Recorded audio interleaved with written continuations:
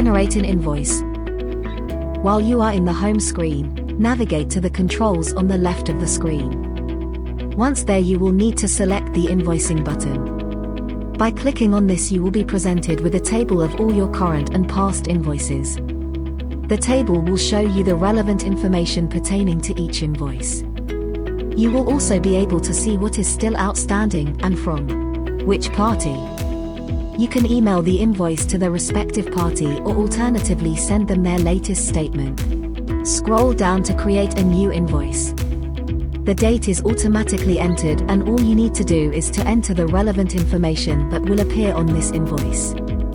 Then select the relevant matter that this invoice applied to, as well as the relevant party that owes this money. Finally, enter the amount that is due and click Save Invoice.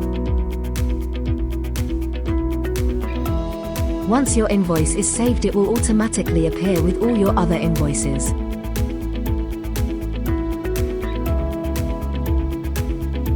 When you return to the home screen, you will also see the invoice associated to the relevant matter. The Invoiced column and the Outstanding column will both be updated with the new invoice amount.